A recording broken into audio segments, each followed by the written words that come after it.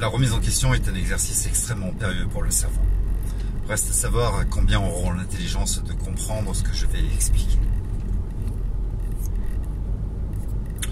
Aujourd'hui, ce qui m'inquiète, c'est pas la marionnette de l'Élysée, ce sont mes semblables, les gens du peuple, ou en tout cas une certaine catégorie. Si en 39-45, on sait que la France était vichiste et qu'il y avait très peu de résistants, je pense qu'aujourd'hui on peut comprendre que les collabos n'étaient pas des gens qui avaient une mauvaise intention, c'était des faibles d'esprit qui étaient facilement manipulables et qui pensaient bien faire. Et force est de constater qu'au XXIe siècle, eh bien, rien n'a changé. La France est toujours vichiste, il y a toujours autant de collabos, mais pour ce qui est des résistants, je pense qu'il n'en existe pas. On ne peut pas solutionner un problème sans être certain de le connaître et le comprendre, et pourtant, nous avons une bande de décérébrés sur les réseaux sociaux qui se plaisent à croire, à penser, et je pense qu'ils pensent trop, et beaucoup trop d'ailleurs. Ils n'ont aucune volonté de comprendre le problème et aucune volonté de lire l'énoncé le problème. Et pourtant c'est essentiel, c'est ce que nous disait notre professeur à l'école quand on était enfant et qu'on échouait à un problème. Relis l'énoncé. Ils n'ont aucune capacité de se remettre en question, mais ça c'est surtout par manque d'intelligence. Alors nous avons des gens qui n'ont jamais rien fait de leur vie. Et puis ils sont accompagnés de certains intellectuels, mais ne dit-on pas des intellectuels parler comme un livre et raisonner comme un con. La seule différence qu'il y a aujourd'hui entre 39-45 et aujourd'hui, c'est que ils s'exposent publiquement et sans pudeur. Alors, moi, je vous invite à relever les noms et les photos sur les réseaux sociaux parce que ils seront peut-être plus faciles à venir chercher à aller chercher que la marionnette de l'Élysée, qui est un des hommes les mieux protégés au monde, les plus protégés au monde et parmi les plus volatiles vu les moyens de déplacement qu'il a. Donc allez le chercher, c'est de l'ordre du fantasme. D'ailleurs cette vidéo où il dit venez me chercher, si vous la regardez en entier, il s'adressait aux journalistes et pas à son peuple. Je sais pas que je le défende, mais il y a un moment où il faut peut-être arrêter les conneries et être naïf.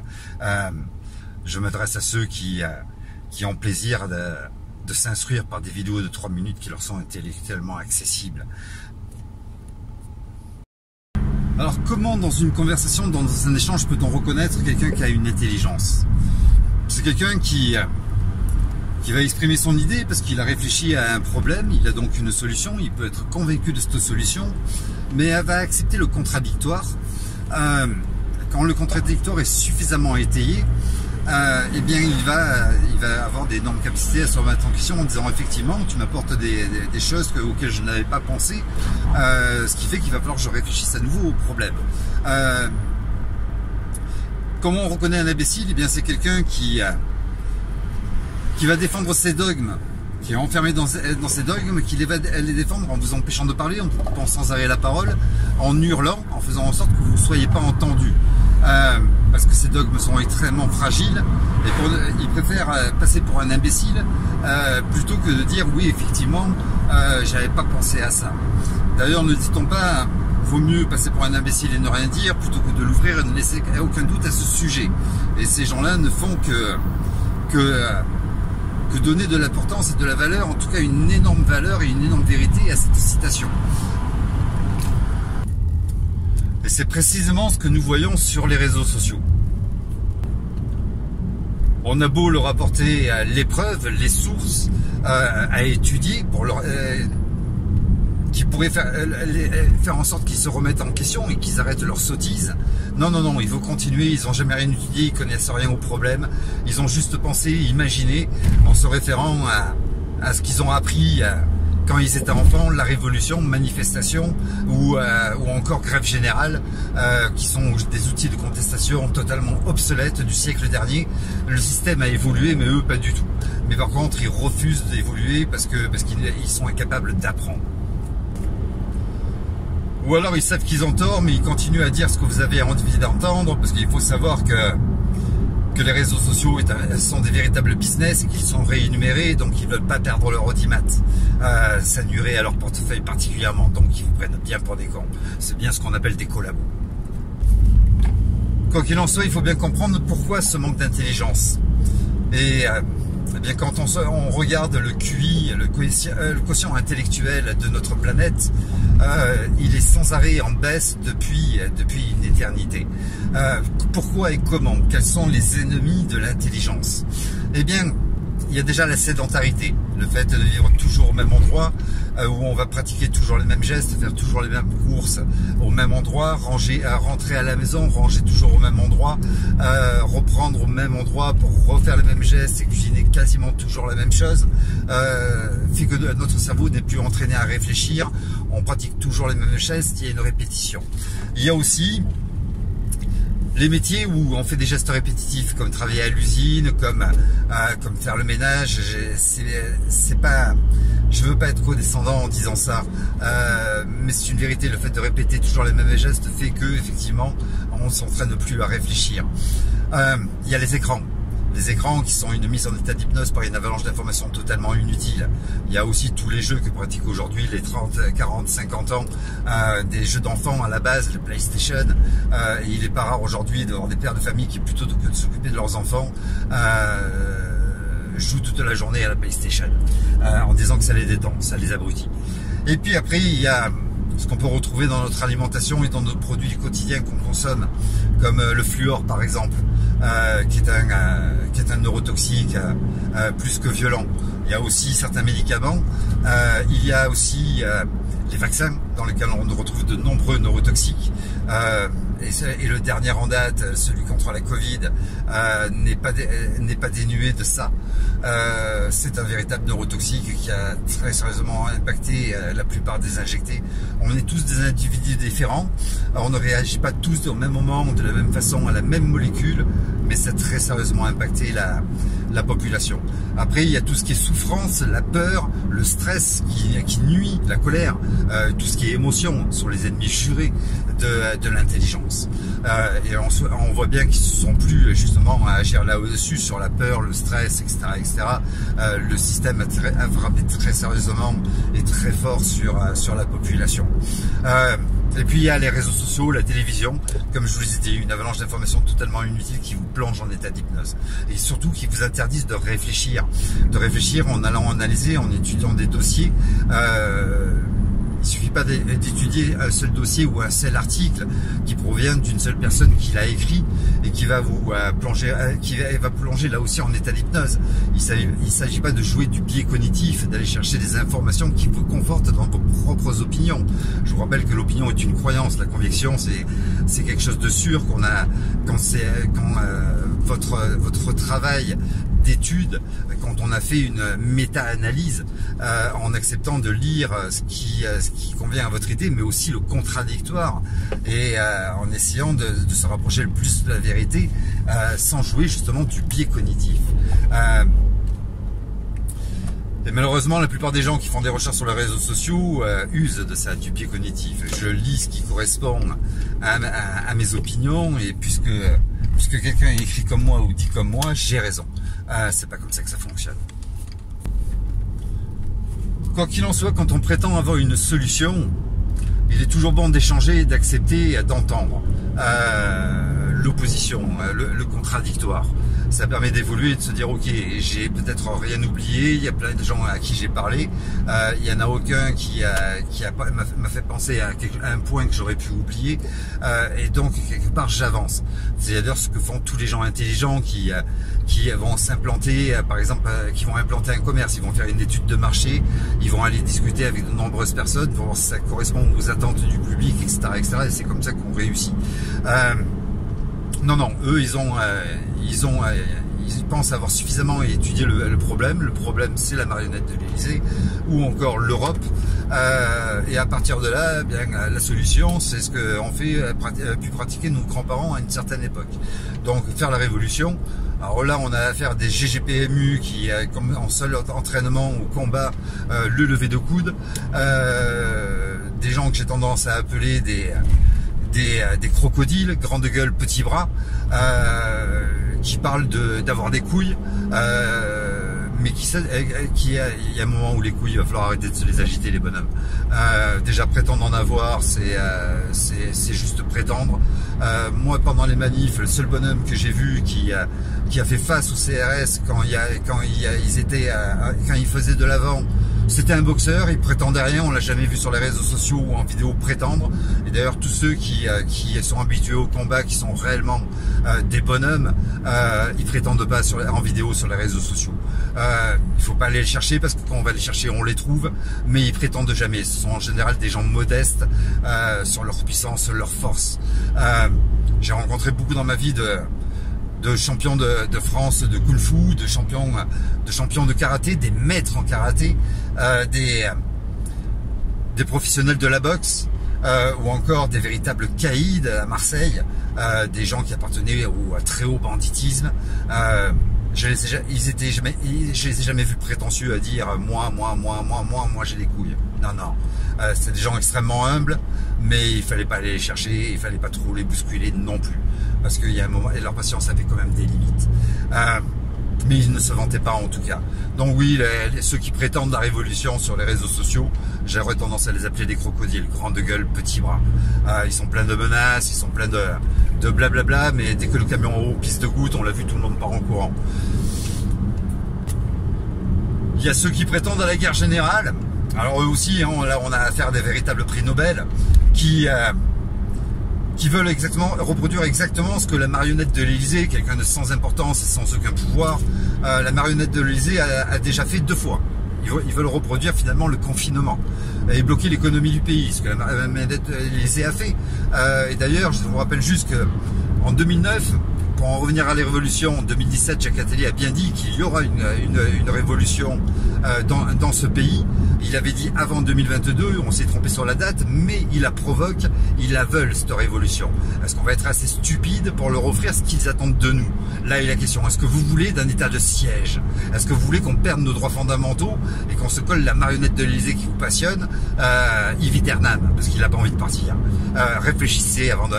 enfin, si vous en êtes capable, réfléchissez, je suis même pas sûr que vous connaissiez l'orthographe de ce mot. Et puis effectivement, il y a ceux qui veulent reproduire les confinements, ce qu'a déjà fait la marionnette de l'Élysée, où on a perdu entre 400 et 600 milliards. Là, on a affaire à des prix Nobel. Ils sont même pas capables de comprendre, d'aller lire les sites du World Economic Forum, enfin bref, des organisations mondiales. Je vais pas encore me pencher sur le sujet, je me suis suffisamment répété. Ou alors lire The Economist, ou encore lire les livres de Jacques Attali et Klaus Schwab, pour comprendre que c'est précisément ce qui est en train de provoquer l'élite mondiale. Une crise économique qui va continuer à gangréner, qui va entraîner énormément de précarité, de famine, et à l'issue de ça, bien sûr, énormément de pandémies. Et donc vous collaborez réellement à ce que veut l'élite mondiale, ce qu'ils appellent le grand reset, la mise à zéro de toute l'économie mondiale. Et puis après, nous avons les grandes lumières, ceux qui sont incapables de se remettre en question en regardant les dernières années qui se sont passées. Il y a 7 ans d'échecs avec les manifs. 7 années d'échecs où les manifs n'ont pas donné un seul jus. Ça devient un fruit sec qui ne donnera jamais un seul jus, les manifs. Mais ils sont incapables de regarder derrière pour dire ça a servi à rien, on va pas reproduire. Parce qu'Albert Einstein disait on ne peut pas obtenir quelque chose de différent en reproduisant toujours la même chose. Mais ça, ils sont pas capables de le réfléchir et de le comprendre. Et ils veulent donc retourner aux manifs. Ils n'ont pas compris que depuis le début du XXIe siècle, depuis la manif contre la loi CPE en 2006, il n'y a plus aucune manif qui a entendu. D'ailleurs, c'est la même chose pour les pétitions. Hein. C'est comme le vote, ça ne sert plus à rien tout ça. Il faut bien se le visser dans le crâne. Pour les intellectuels ou les décérébrés qui pensent encore voter va encore changer quelque chose en 2027, ou prendre les mairies ou je ne sais trop quoi, là aussi vous vous fourrez un doigt dans le nez. C'est le marché qui a le pouvoir aujourd'hui, et quand bien même on arriverait, sur ce qui relève encore du fantasme, il va falloir arrêter de regarder des films de cul, on arriverait à reprendre les mairies ou même reprendre l'Élysée. Il suffirait que le marché, justement, qui gouverne la planète, qui possède la totalité des richesses, mais aussi l'ensemble de nos besoins vitaux, les banques et les planches à billets, disent on vous coupe le robinet pour qu'on revienne à l'âge de pierre et que notre niveau de vie soit en dessous de celui du Yémen. Il y a un moment, il va falloir arrêter d'être con. Parce que con on l'est, et tout ce que vous faites jusqu'à présent ne sert juste que l'élite. L'élite mondiale, vous leur laissez le champ libre, et bien au contraire, vous les servez. En bon entendeur, salut. Alors cette vidéo va bien sûr motiver la phrase prédigérée des réseaux sociaux. Mais alors toi, quelle est ta solution? C'est quelque chose qu'on entend assez souvent de la part de ceux qui sont incapables de comprendre l'énoncé du problème et qui n'ont même pas envie de la lire d'ailleurs. C'est pas qu'ils veulent pas la comprendre, c'est qu'ils refusent de la lire, ils sont dans le déni. Le fait de savoir n'est pas être négatif. Le fait de savoir, ce n'est pas non plus cautionner. Ça permet juste de comprendre le problème. D'ailleurs, on le voit, les footballeurs vont étudier l'équipe adverse en regardant des vidéos, en étudiant leur stratégie. Les boxeurs, de la même façon, vont regarder des vidéos avec leur coach pour étudier les techniques de l'adversaire. Les militaires, quand ils partent en guerre, vont essayer de s'infiltrer chez l'ennemi, vont l'espionner avec des drones pour essayer d'étudier non seulement leur stratégie, mais savoir les armes qu'ils ont, etc. etc. Par contre, le peuple il est assez con pour dire non, nous on a une solution, on veut pas savoir qui est notre réel adversaire et comment ils s'y prennent et comment on doit lutter. Non, nous on est trop con pour le faire ça. Alors il y a peut-être une solution, elle n'appartient qu'à moi, elle m'a été expliquée par un juriste qui un professionnel donc du droit. Il s'agit de nos droits fondamentaux, qui sont le sommet de la hiérarchie des normes, ce qui représente notre démocratie, et rien ne peut être au-dessus du bloc constitutionnel qui comprend la Constitution française et les droits de l'homme. Alors certains collabos, là aussi, se plaisent à faire exactement ce que veut l'élite mondiale et notre gouvernement, nous faire oublier nos droits fondamentaux. Et collaborent en disant ça n'existe plus, la Constitution, il faut la réécrire. Avant de vouloir la réécrire, lis-la, tu apprendras non seulement que la République, c'est le pouvoir du peuple, par le peuple, pour le peuple. Et puis ensuite, tu apprendras aussi que tous les rôles de chaque personne qui est au gouvernement ou à l'Élysée. Le président de la République n'a aucun pouvoir. Il est le chef des armées. Penser que l'armée va être un jour de notre côté, c'est un fantasme, là encore. C'est le chef des armées. Il a l'accès au bouton du nucléaire, mais en dehors de ça, en dehors de certains petits pouvoirs qu'il peut avoir, qui sont pas des moindres quand même, il n'a aucun pouvoir. Il n'a que des devoirs. Et son principal devoir est de veiller par son arbitrage à ce que la Constitution soit respectée. Il ne le fait pas, ils ne le font pas depuis une éternité, je vous l'accorde. Ensuite, il y a le rôle du gouvernement. Je vous invite à la lire, la Constitution. Vous verrez qu'elle est très intéressante à lire plutôt que d'imaginer et de fantasmer. Et puis ensuite, il y a les droits de l'homme. Là aussi, certains collabos se disent ça n'existe plus, ils ne les respectent pas, ils les bafouent, donc ça n'existe plus. C'est encore une grosse connerie. Tant que ce n'est pas marqué abrogé sur une loi, elle existe toujours. Et tant qu'elle est affichée officiellement sur les sites gouvernementaux, à l'ONU, etc., c'est encore de vigueur. Et le fait qu'il ne le respecte pas ne fait pas que la loi est abrogée, mais c'est la loi la plus puissante qui existe, les droits de l'homme.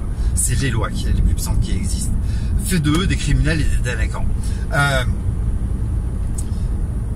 Les droits de l'homme, c'est notre propriété, ils nous sont inaliénables, ils sont imprescriptibles, ce sont nos droits universels. On appelle ça aussi les droits humains depuis la connerie du féminisme. C'est à nous de les protéger, de les faire valoir et de les faire respecter. C'est un petit peu comme votre petit popotin, si vous ne le faites pas respecter, à un moment donné, il y a quelqu'un qui va venir le cabosser. Les droits de l'homme, c'est la même chose. Mais par lâcheté et puis par paresse intellectuelle, eh bien vous préférez les oublier, c'est précisément, vous servez encore une fois l'élite. C'est précisément ce qu'ils veulent, qu'on les oublie. Ils veulent les supprimer, en attendant ils veulent qu'ils les oublient. C'est la seule arme qui, à mon sens, est encore l'arme la plus puissante pour qu'on s'en sorte. Tout ça, je l'ai exprimé dans de nombreuses vidéos et je vais pas faire un redit. Libre à ceux qui ont envie de s'intellectualiser un petit peu et de comprendre, de lire au moins on va dire les 9 dernières vidéos que j'ai publiées. Il y en a 3 qui sont épinglées et puis il y en a 6 autres en dessous. Ça vous permettra de comprendre. Après, je ne dis pas que je suis détenteur d'une totale réalité. C'est ensemble qu'on pourra améliorer encore. c'est grâce à vous que je pourrais me remettre en question parce que j'ai encore ces capacités-là, j'ai fait ça toute ma vie, c'est comme ça que j'ai pu évoluer. Il faut de l'intelligence pour le faire. Je ne prétends pas être quelqu'un d'extrêmement intelligent, même si certains professionnels, y compris en justice, l'ont prétendu, qu'ils allaient se faire foutre, parce que si je l'étais, j'aurais réussi depuis 24 ans où je m'intéresse à ce sujet. Si certains aujourd'hui parlent sur les réseaux sociaux sans rien savoir, parce qu'ils sont au courant depuis que la marionnette de l'Élysée est là, que tout va mal, ça fait 24 ans que je sais précisément ce qui va arriver, même si je ne sais pas les dates précises, je ne pensais pas vivre ça de mon vivant, mais ça fait 24 ans que je sais que ça va arriver. D'ailleurs, dans l'agenda Gladstone, il était bien noté, c'est une de mes premières lectures il y a 24 ans en arrière, il était bien noté, ils ne sauront plus faire la différence entre fiction et réalité, penseront que la réalité est fiction et que la fiction est réalité. Et c'est précisément aujourd'hui ce qu'on voit sur les réseaux sociaux, avec toutes ces essais collectifs où on a entendu parler de reptiliens, de la sexualité des Macron, plein de choses sans aucune importance, d'extraterrestres, de sosies, de masques, de sionisme, etc., etc. Tout ça, c'est des délires, juste des réseaux sociaux, de la diarrhée intellectuelle qui a aucun intérêt, qui vous éloigne de la réalité réellement. Les réseaux sociaux nous ont été offerts justement pour ça, pour nous manipuler mentalement et vous faire croire des choses qui vous éloignent de la réalité.